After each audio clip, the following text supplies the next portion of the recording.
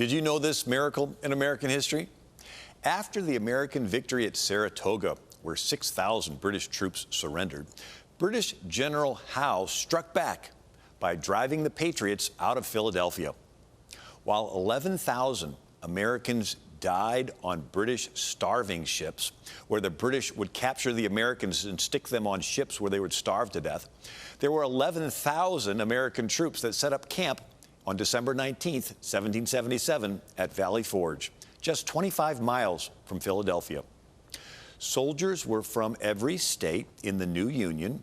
Ages went from 12 to 60-year-old. There were whites, African Americans, and even American Indians.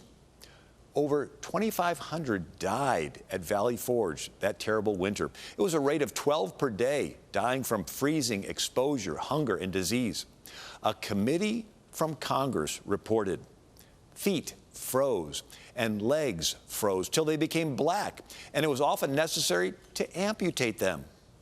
Lutheran pastor Henry Muhlenberg, whose sons, Peter and Frederick, were in the first U.S. Congress, wrote in his Notebook of a Colonial Clergyman, I heard a fine example today, namely that His Excellency General Washington rode around among his army yesterday and admonished each and every one to fear God, to put away wickedness, and to practice the Christian virtues. God has marvelously preserved him from harm in the midst of countless perils, ambuscades, and fatigues. On December 24th of 1983, President Ronald Reagan stated in a radio address, "The image of George Washington kneeling in prayer in the snow is one of the most famous in American history." The story of George Washington kneeling and praying during the terrible winter at Valley Forge. Hessian Major Karl Leopold Baurmeister noted the only thing that kept the American army from disintegrating was their spirit of liberty.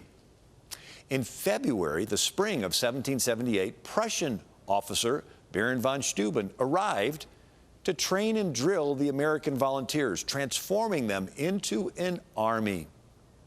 On April 21st of 1778, Washington wrote to Lieutenant Colonel John Bannister, "No history can furnish an instance of an army suffering such uncommon hardships as ours has done, and bearing them with the same patience and fortitude.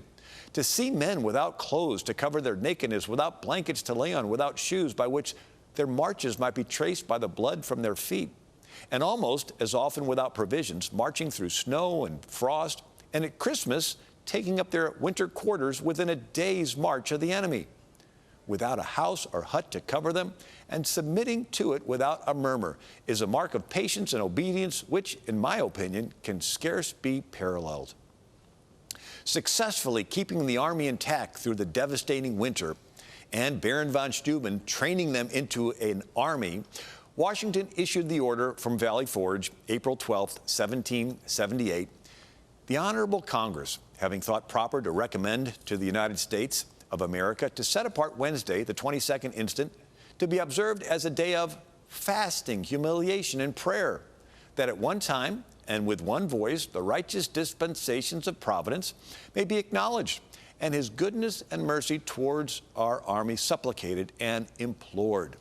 The general directs that the day shall be most religiously observed in the army, and that no work shall be done thereon, and that the several chaplains do prepare discourses. On May 2nd, 1778, Washington ordered, "The Commander-in-Chief directs that divine service be performed every Sunday. To the distinguished character of patriot, it should be our highest glory to laud the more distinguished character of Christian." An amazing story of faith in times of crises. America is unique in world history, and it's important for us to remember these miracles in American history.